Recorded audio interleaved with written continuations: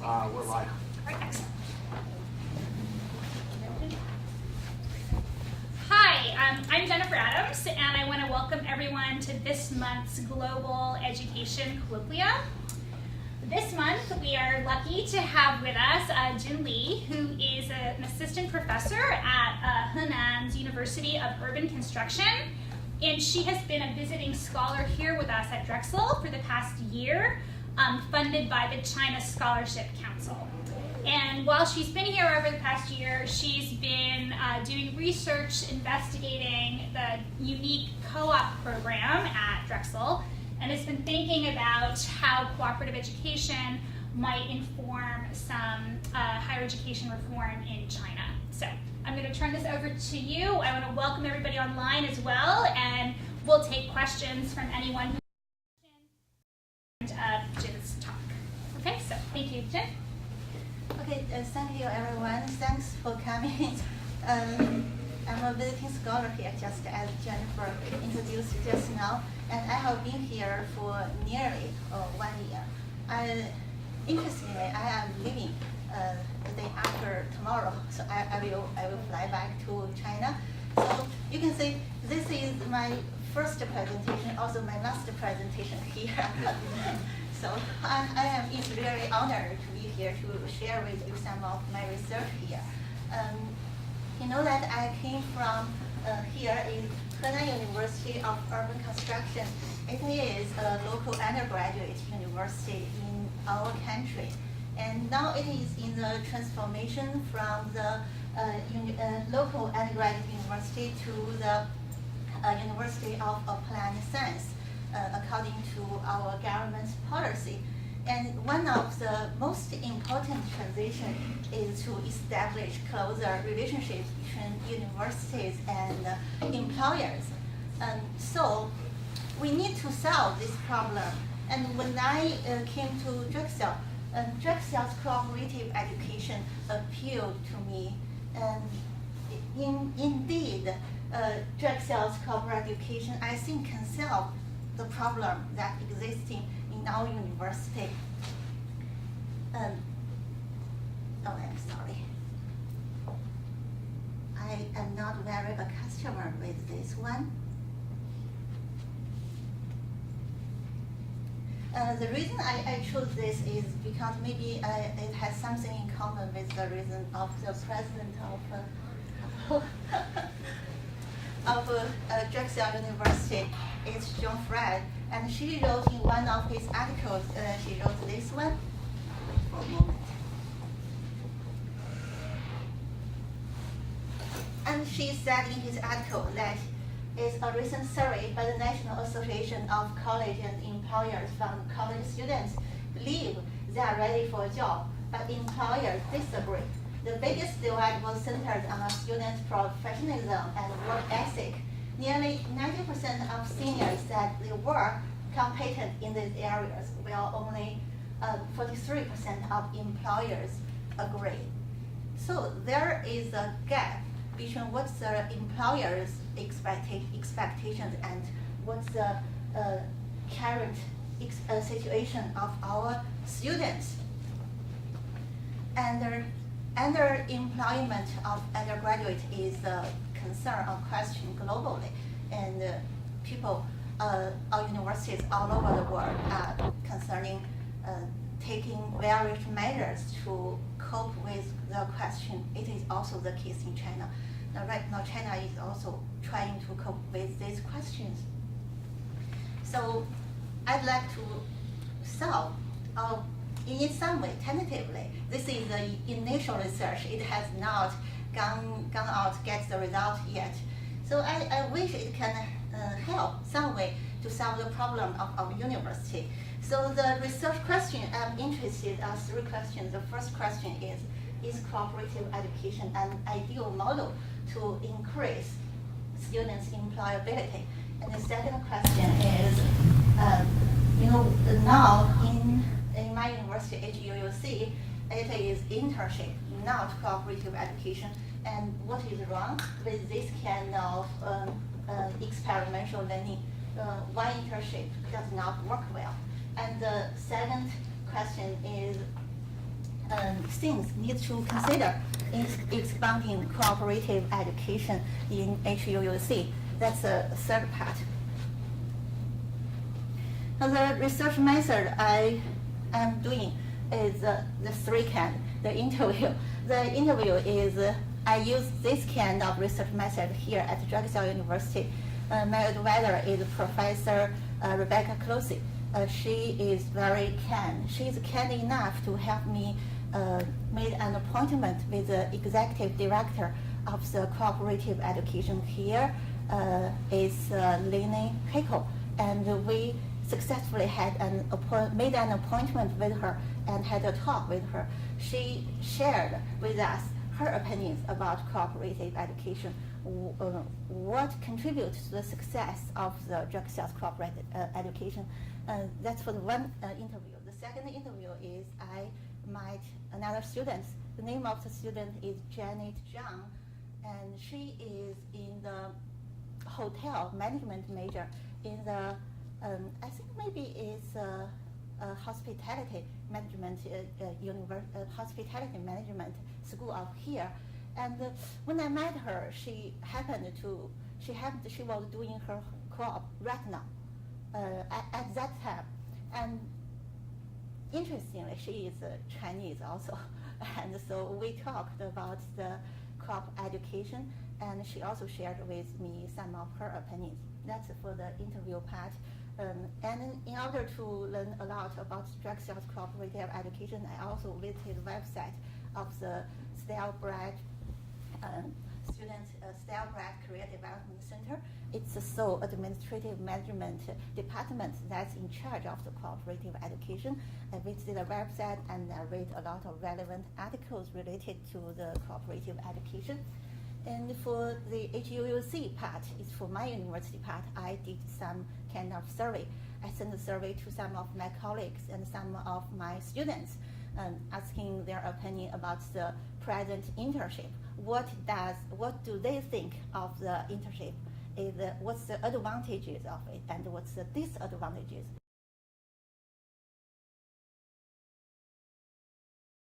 All of them had given me their feedback, but I have received some of them. So that's the research method. The outline of my presentation is breaking to the three parts. The first part, I will introduce the benefits of Drexel's cooperative education. And the second part is maybe you will be more interested in the Chinese government's policy right now towards local undergraduate universities.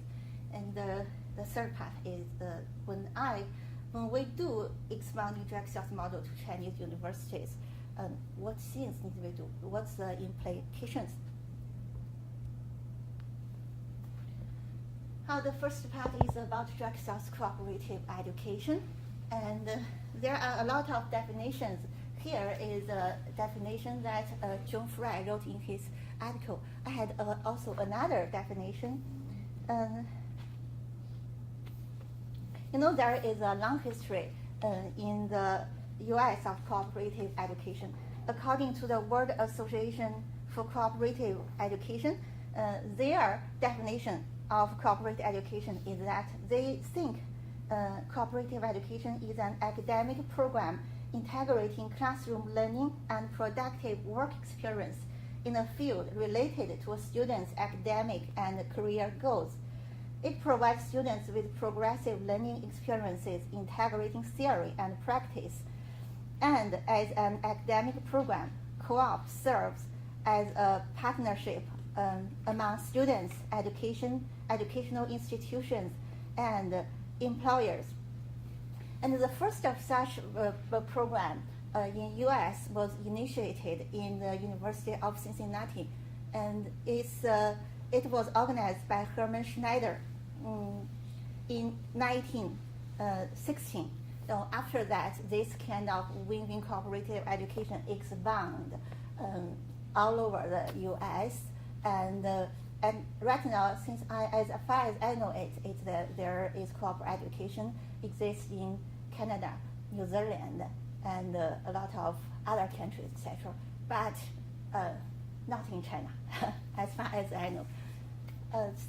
And here is another definition. It's about John Fry. Whatever the definition is, we can see that cooperative education, the core of the education is that it has to find a balance between classroom theory with period of hands-on experience. That is the core of the cooperative education.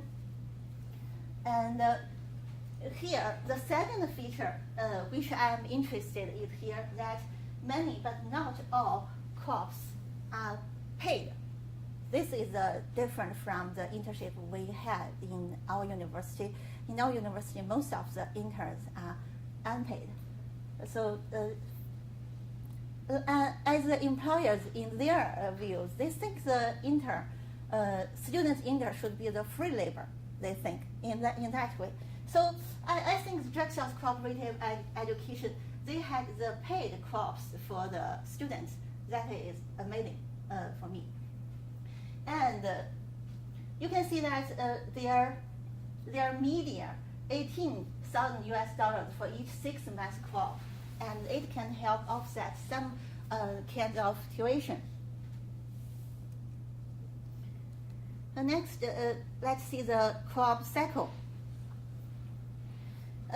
Drexel's academic calendar is divided on a quarter section, and as many of you have teach here or have studied here longer than me, maybe you know better than me for that. And the student crop cycle is determined in their fresh year.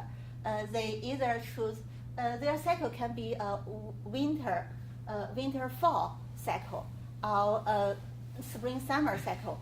If the student cycle is a winter-fall cycle, the students will co-op in the winter quarter and the fall quarter. And there are 2 options. The one option is 4-year, 1 crop option. You can see that every crop takes up two quarters. We can see that. And for the 4-year 1 crop, the 6 months crop takes at the year 3. And for the 5-year 3 crops option, that option begins from year 2, year 3, and year 4. Altogether, there are 3 crops.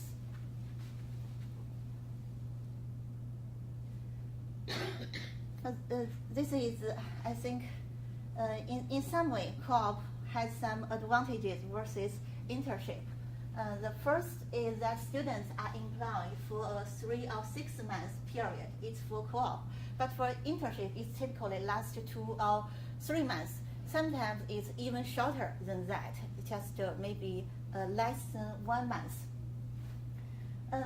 This kind of 3 months or 6 months, this kind of is very flexible because when an employer offers a co-op position, and in the first half year, he can have 1 student to do in the co-op position. In the next half year, another student will have this co-op position. In this way, the employer can have the students co-op doing their co-op all year around. So this is very flexible. And the second advantage is that most crops are paid positions and most interns are unpaid. And the third one is that the students do major related work within the guidelines of their academic program. And about the intern, where positive internships are not necessarily major related. As far as HUUC is concerned, we require that when students finding their internship position, it need to be major related. So whatever, but you have to find a major related internship position. And the last is co-op are for academic credit and part of student's official transcript. And here it said internships are usually not a required part of the academic program. It's for some of the university. In HUUC, internship is a required part of the academic program. And the difference is that co-ops here, as far as Janet told me, co-ops at Drexel University is selective. That means not all of the students can have the co-op positions. But as far as HUC internship, since the internship is a required part of the academic program, so it's not selective. It's mandatory for all the students, whether whatever is your academic standing, you have to accomplish an internship in order to graduate. So maybe that's a difference.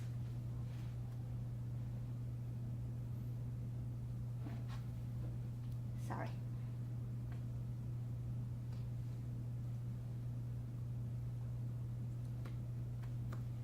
Next, I'd like to talk something about the co-op employers. Here is the geographic distribution of co-op employment in 2019. We can see that most of the students co-ops in Pennsylvania, but not only in Pennsylvania, also has a lot of other states and other countries. That is really a marvelous thing. And I'd like to say that there is also something about the co-op, some data about the co-op employers. Is that a lot of business, industry, governmental, and other institutions cooperate with Drexel in offering students the opportunity to acquire practical experience in employment related to college studies. And Drexel students choose from more than 1,600 employers in 32 states and 51 countries, all conduct an independent research. So I think that is really amazing data. Why? Because when I first came here, I never expect a university student can do his experimental learning all over the world. I never imagined that can happen, but it really happened in other countries. And when I talked to Lynn Hickle, I am really interested about this international cooperation. And the first is how they establish the relationship between the companies in other countries to fund the cooperation for the students. And Lynn Hickle told me that they used some local companies in that country to help fund the cooperation for their students.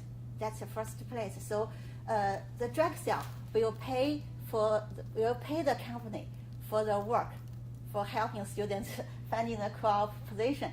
That is for one thing. And the other thing is that when students go international co-op, they do not receive any salary.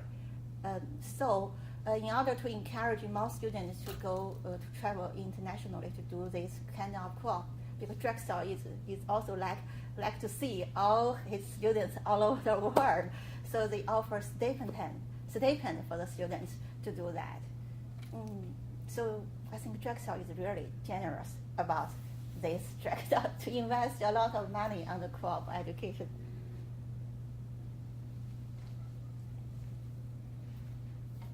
And the benefits of Drexel's co-op, it has benefits. It's really a win-win teaching model. It has benefits for students, and it has benefits for employers.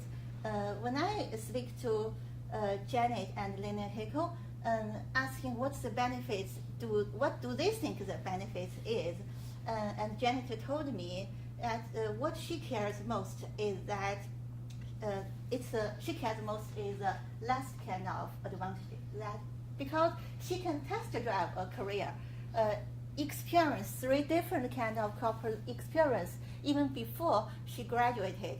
And if she made the right decision, she likes this major, she will accumulate an employer's resources beforehand. If she does not like this major, she will have time to change.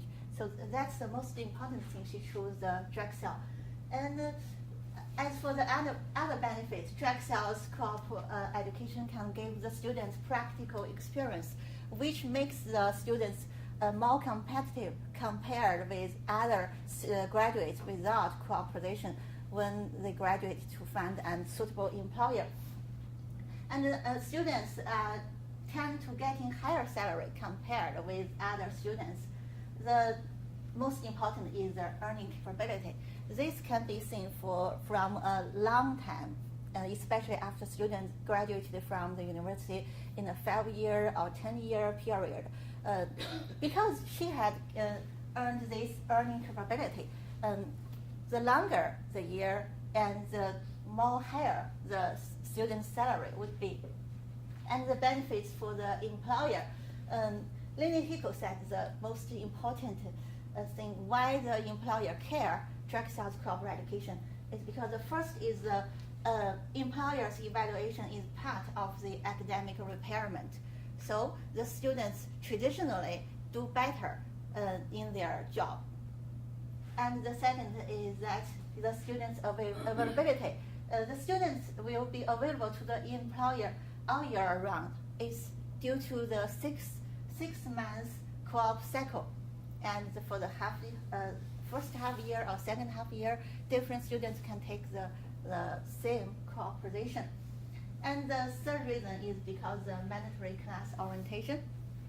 Every co-op student, before he was doing his co-op position, he had to attend this mandatory class orientation. And in this orientation, most of the employers find that this orientation catering to the employer's needs. So that's the benefits, I think, drug sales co-op.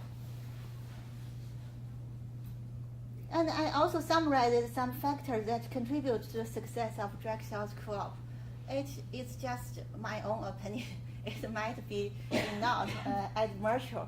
The first is, I think, is a win-win situation. Just now, as I just summarized, drug sales co-op education has benefits to the employer, has benefits to the students, and it also has benefits to the drug sale university. And drug sale university has built its reputation. One most base is her co-op education. So the win-win situation, I think that is the factor that contributes to drug sales co-op. And the second is centralized management style. Drug sales cooperative education is a style-bright career development center, SCDC. That is the sole management department that is in charge of co-op here. And in this centralized, it has the faculty, it has including, I think, is cooperative faculty and the co-op coordinator and the employer coordinator. They are in charge of different things. They have co-op faculty who is responsible to teach students. It's just, I mentioned the mandatory auditation. They are responsible to teach that course to the students. And the co-op coordinator, maybe you all have familiar with their job. They are paired with students and employers, and they maintain constant communication between the employer and the students to ensure a smooth and successful co-op process. And I think this centralized management style has its benefits because you know that a lot of employers, when they went to here to Drexel University, and when they want to find some different major students, and if they have to contact the different schools and departments of the university, it might be tired. But right now, since it's the centralized management style, they just need to contact this SCDC. This is enough. So it is convenient both for the employer and for the students. And the third contributing factor, I think, is efficient online co-op matching system. This SCDC online is a privilege for co-op students. Is a database solely used to serve the students who are doing their co-op works. All the employer's information are entered into this database, and students have to match their co-op coordinator and the coordinator in order to approve their resume first. And the student's resume has to exist in this system in order to find a job. All the job matching process is carried on the system. And Jenny told me altogether there are 3 rounds of matching process, round A, B, and C. And most students will get her co-op position in round A. if the student cannot find a suitable position in round A, he can continue to find it in round B and round C. But Janet told you'd better find it in round A because a lot of better positions are in the round A. After that, they are not as good as before. And next factor, I think, is practical workshops and curriculums. It's Co-op 101. It's 10 week. Every week, students might want to have this class, and it's mandatory. Students are required to finish this class before they enter into their co-op position. And the major topic in this class is about how to writing a resume, how to find a suitable job, and it's very practical. It's a very practical course, and students can get a lot of information through this course. And as I said just now, employers also find this curriculum is well catering to their needs. The next one is the quality assurance system.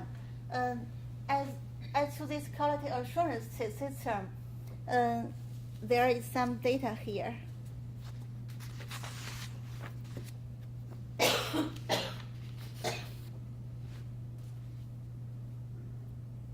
Yeah, here is that if a student wants to be eligible for co-op, the student must do the following. One is be in the co-op education concentration, have successfully complete co-op 101, have completed pre-registration meeting with the style bright representative, and actively participate in the co-op process, be on track to accumulate a total of 24 credits over the 2 terms prior to their scheduled co-op terms, and be making progress towards graduation, hold good academic standing.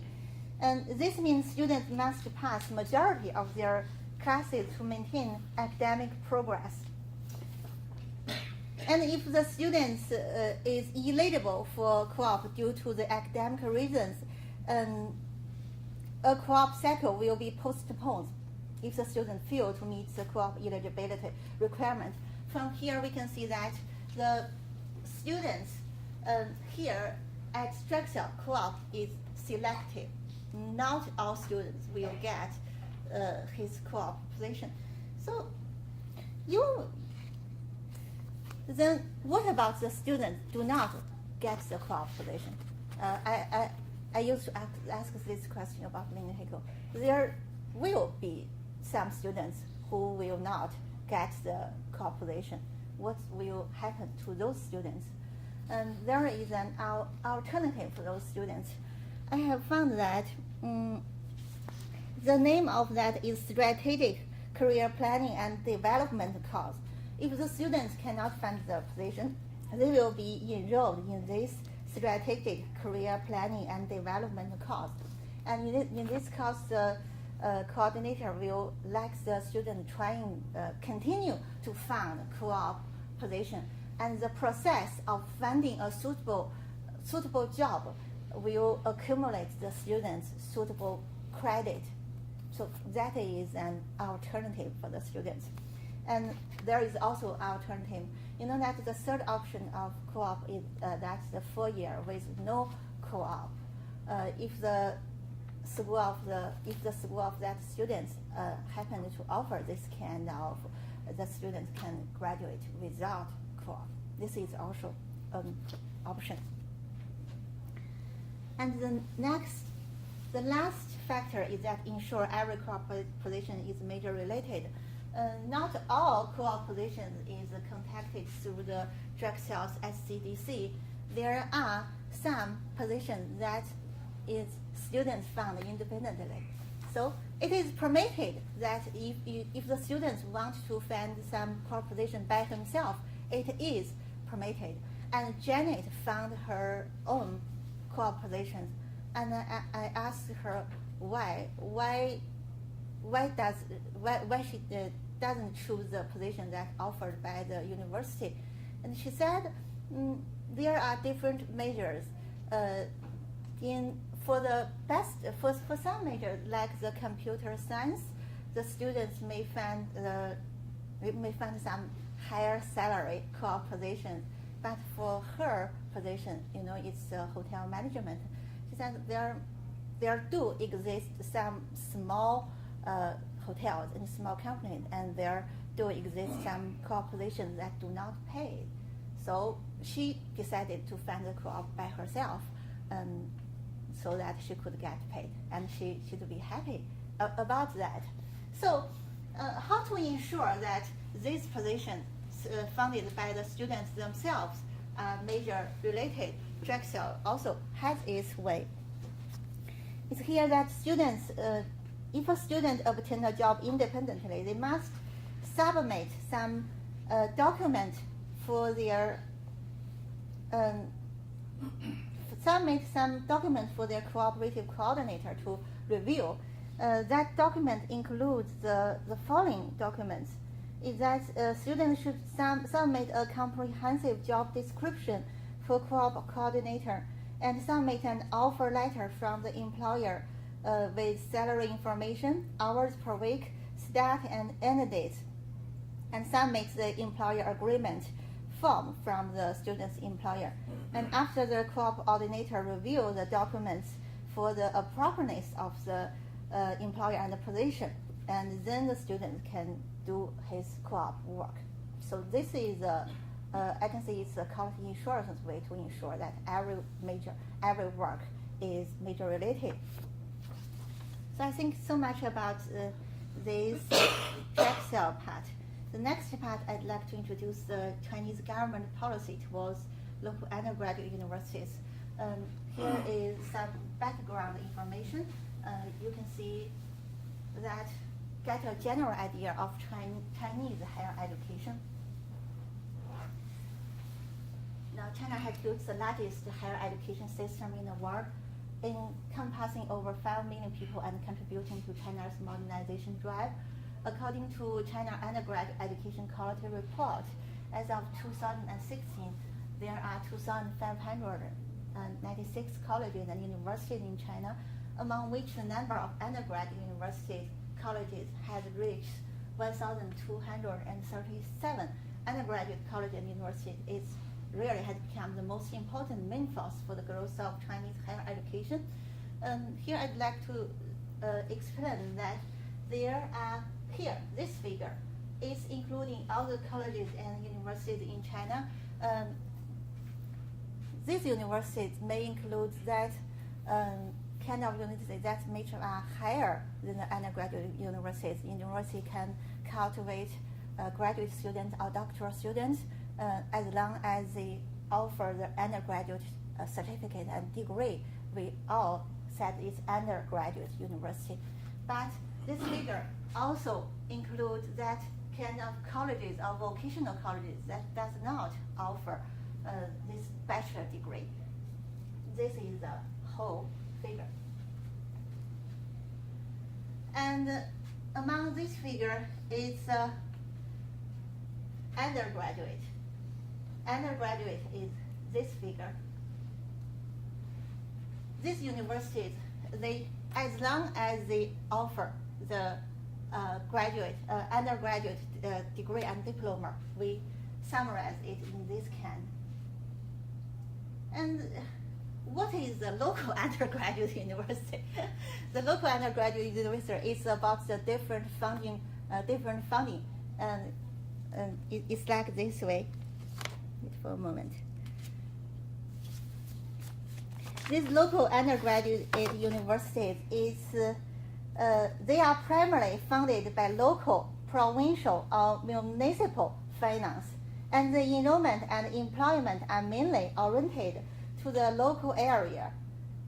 These universities mainly provide talent guarantees and intellectual support for the development of local economy and society. They occupy a considerable proportion of Chinese national education system. And among all these local and universities, those founded after 1999 are called new local undergraduate universities. And the number of those new undergraduate universities is more than 600. These 600 universities are the main target of the Chinese policy to transform into the University of Applied Science.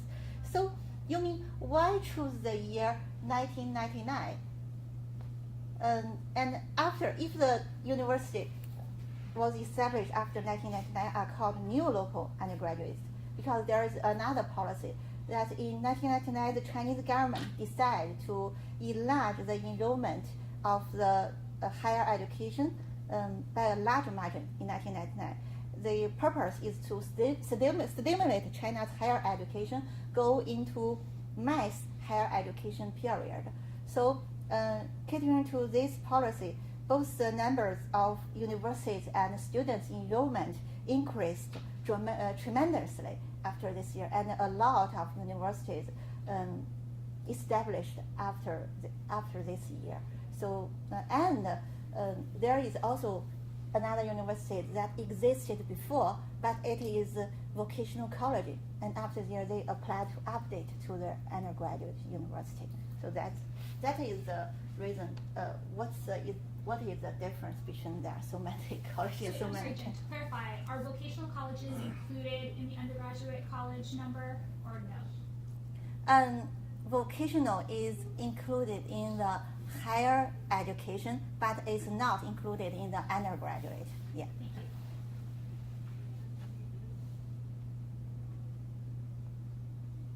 So just now I have explained what is a local undergraduate university, and the next problem is why we need to transform.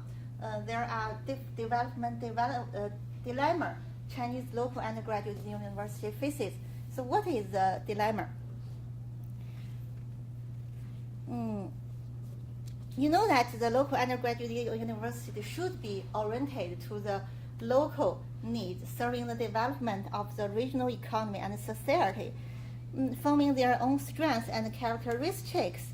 But however, at present, the orientation of most local undergraduate universities is not clearly defined. The reason is because of this. It's the Chinese government funding for higher education is highly concentrated on building research-oriented and elated comprehensive university. So in this way, local undergraduate universities often pursue become research or comprehensive universities in this way in order to get more government funds. So that is the reason, and this leads to a loss of unique characteristics and advantages. And in order to solve this question, now the Chinese government has issued a new policy that is to transform these new local undergraduates into the University of Applied Science, to establish closer relationship between the universities and the employers. So increase the students' employment rate, and in this way, making the local undergraduate universities more local, more catering to the local economy needs in this way.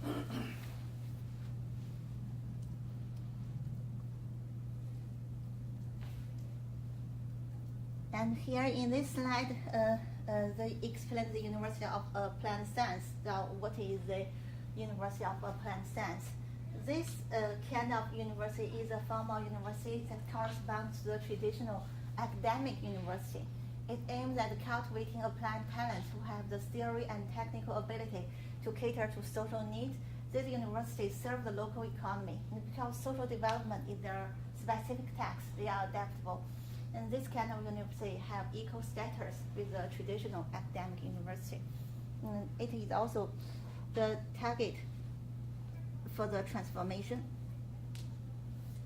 So now that since the Chinese university has this kind of demand that they need to transform, and compared with the Drexel co-op model, do Chinese university have the same contributing factors that contribute to the successful of Drexel's cooperation? The first is win-win situation. From the survey feedback from my colleagues and from the students, I do not think we have this win-win situation, because from one of the colleagues think that there is lack of communication between universities and employers. How to carry out the internship is totally decided by the employer. And since there is lack of education, so the university it's hard for the university to meet its goal. So lack of education.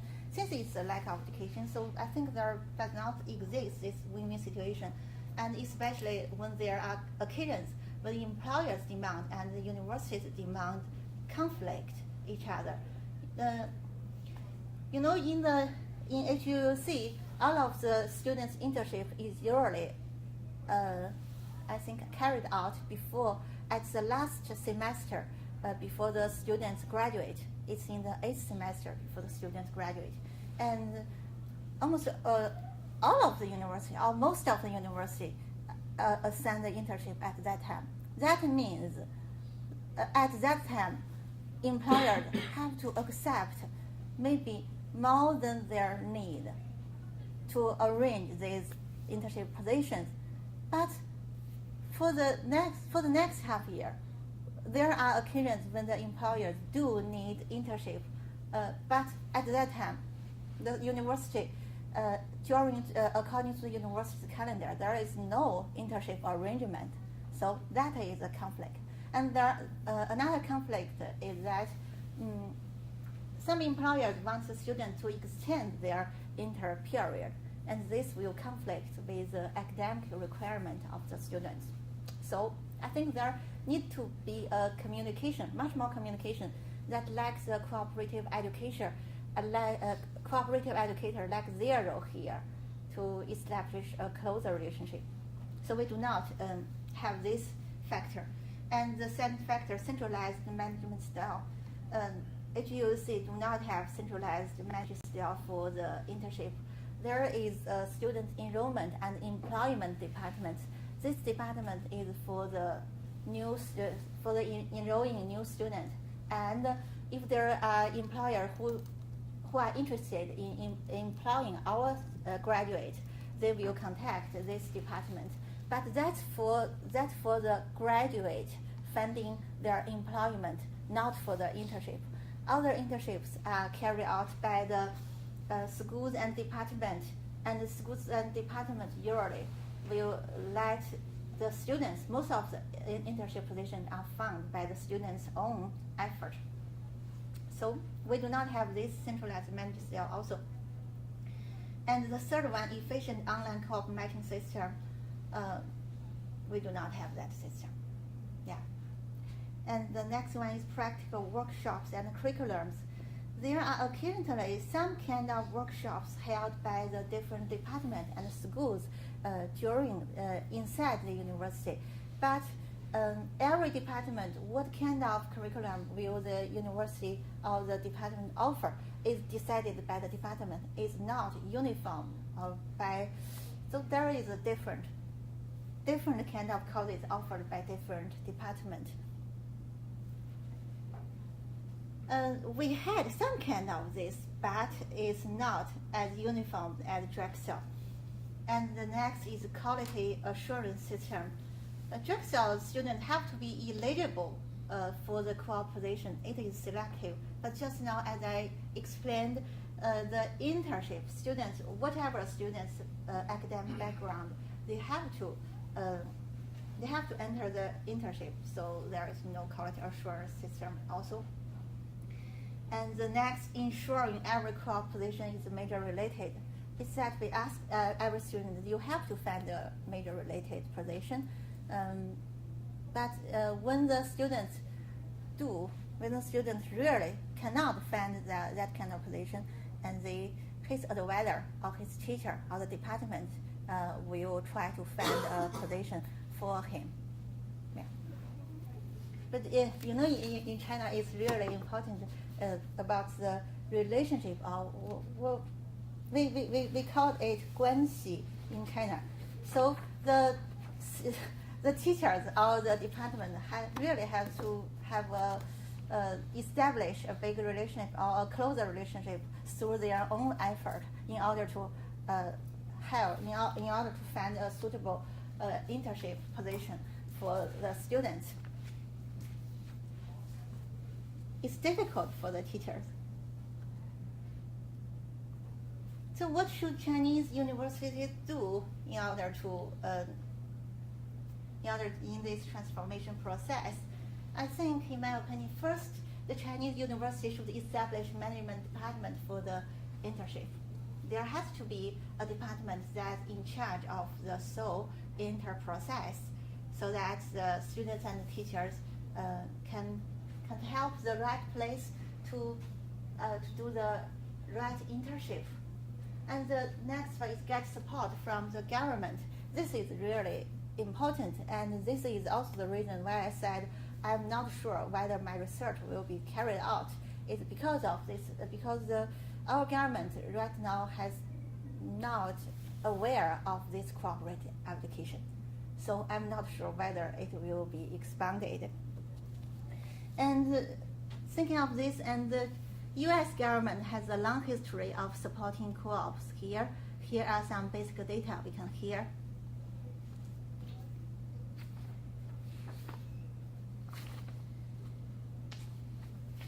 It's not, it can be traced back in 1971. The Department of Health, Education and Welfare decreed that a percentage of work-study funds be used for cooperative education. And under this directive, co-op received nearly 4.5 million annually during the next 2 years. And in 1972, the National Commission requested that co-op funding be a line item under Title 4D of the Higher Education Act, rather than a percentage of the work-study monies. So a year later, Congress appropriated co-op funding as a separate line item at about $10 million US. And these are subsequent appropriations made training, research, and evaluation program possible. So you know that in order to implement a program, there has to be support from the government, because we need their funding. That is the most important reason. That's we can see there is another case that how the U.S. government supports the co-op. This is also that.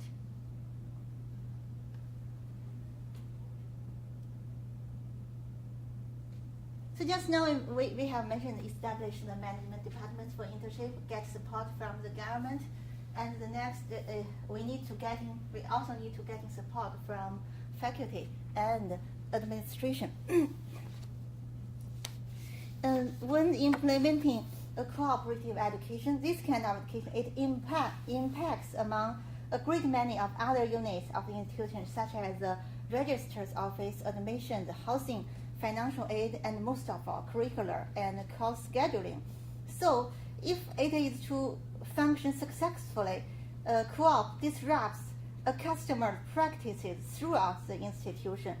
So one key to the program success is for the staff and faculty throughout the institution to support the co-op education effort sufficiently to be willing to be disrupted.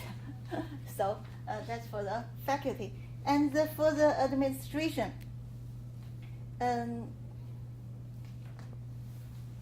administrative support, it will provide endorsement, helps to incorporate co-op into the character of the institution. And the single most vital and sought after administrative support is financial. To survive and development and program require adequate financial backing, and this comes from the administration of the institution. And next is attracting employers and attracting students, especially for the new established co-op. They have to attracting considerable employers to offer ample position for the students. And this is a hard work, really. And you have to attract the students because this is a new thing to the student. The student may not know a lot about this. So they may have a lot of questions about that, and we have to attract students to enter this. And the last one is taking industry's needs into consideration.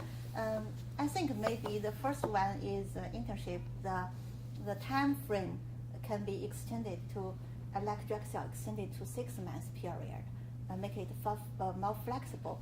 And the students can choose to enter in the first half year or the second half year so that the employers can have the student all year around. And the second is making the evaluation, the employer's evaluation part of the academic requirement, so make the students will take it more seriously. And the third, I think, is we also should learn from the Drexel. It's about the mandatory orientation program, and we should set up that kind of program. But these are all the version, all the, you can see it's all the opinions I have about this. So in conclusion, I think in order to ensure successful expanding co-op program into Chinese university, it should be a cooperation between employers, university, and government. Although this is a win-win situation, no party can accomplish it independently. So that's it. And at last, I'd like to give my thanks first to Hao Meng. And we are longtime friends, and she helped me find the place to stay when I first came to Philadelphia. So that's the most important thing for me to settle in Philadelphia. And Rebecca Close is my advisor, and she intends to watch this. Now she is in Turkey. She intends to watch this online, but she said she is not sure, but she will watch it anyhow. And before I came here, there are a lot of paperwork and documents between ISS and Professor Rebecca is kindly enough to help me arrange all that kind of thing. And Penny Hemorrhage, I sit in her class 2 times. and in her class, I met a lot of my classmates, and Penny is really a very nice teacher. And Jennifer Adams, we went to the Albany to attend the CIES International Conference together, and she is kind enough to drive all the long way, 4.5 hours. So that's very kind of her, and she is very kind to help me edit my PPT. Thank you. And Christy Kelly, though she is in Vietnam, and she is really concerned about my presentation, and we had email communication all the way. And my classmates, is all the classmates I met at Penny's class, Ali, Edgar, Brian, Shadi, Mandy, Mark, McHugh, Mo, Guillermo, and there are 2 brands all. One is here, the other is not here. And I'd like to give my thanks to 2 of my roommates. Both of them are Temple students. Their name is Yuna Shu and Zhen Jun Wang. Thank you all. Thank you.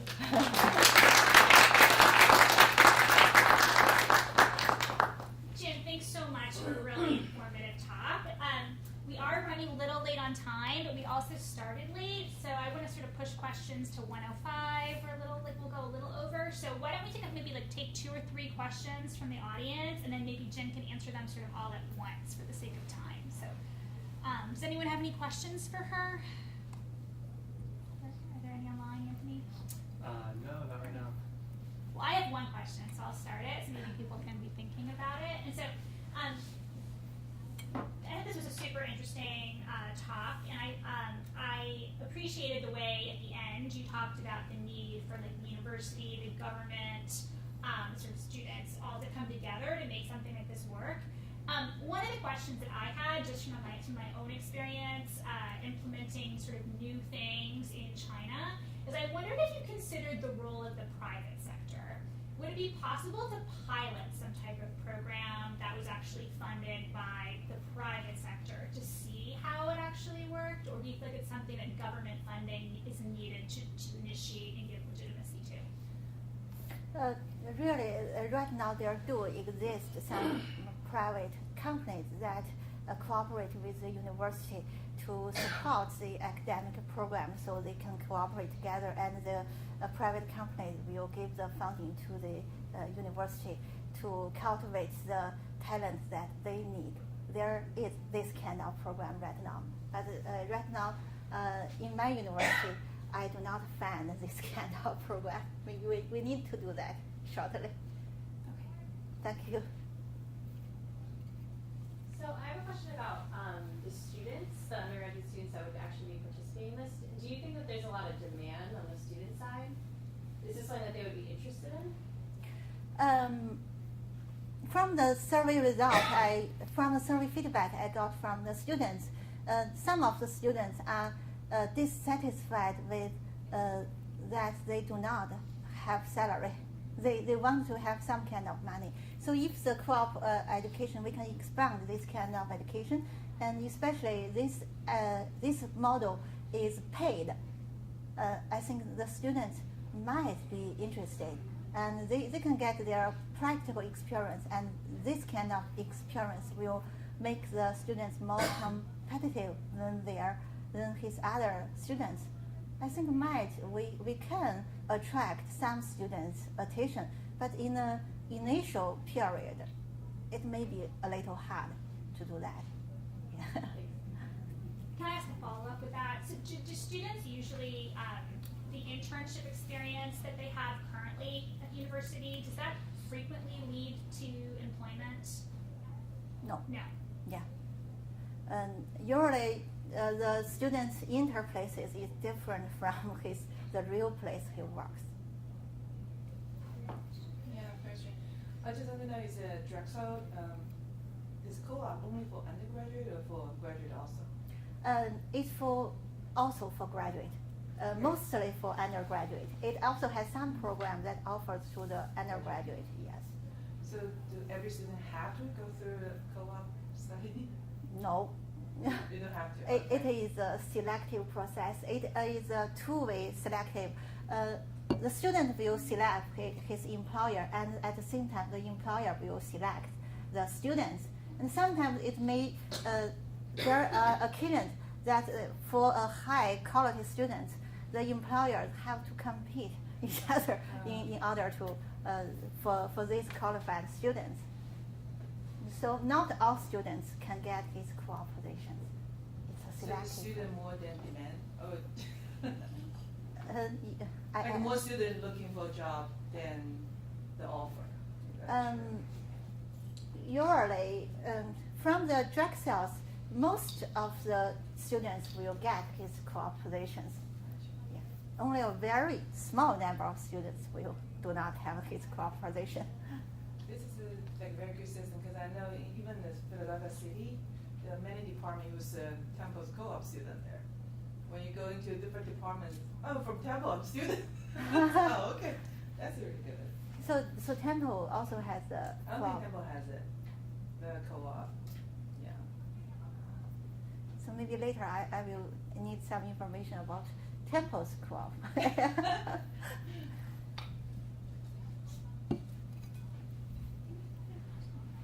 Any other questions?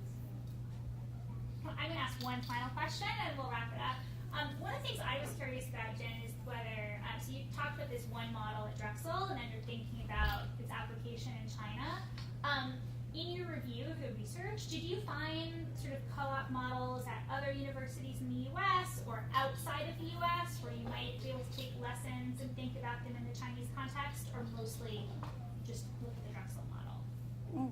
Right now, this year, I just looking for the Drexel model. I know there are a lot of different models existing in different universities and colleges in U.S., but I do not have that time and energy to look for every one of it. Well, we're glad you decided to conduct your study Yeah. here. Okay, well, I want to thank everyone for coming to the Global Education Colloquium this month. And then just want to remind you that we will be having a colloquium in December, but because of the sort of the holiday schedule, we are having it on Tuesday, December 11th. So same time, same place, but sort of different day. So Tuesday, December 11th, and we will have Emily Anderson here with us, and her presentation is called Getting to Girls. And so it really looks at girls' education policy between the period of like the Millennium Development Goals and then how that has transformed over time. to the present when we're in the context of sustainable development goals. And so we'll be available in person, online, and I hope we'll see all of you on December 11th. And thank you for attending, and thanks again to our presenter, Jim Lin.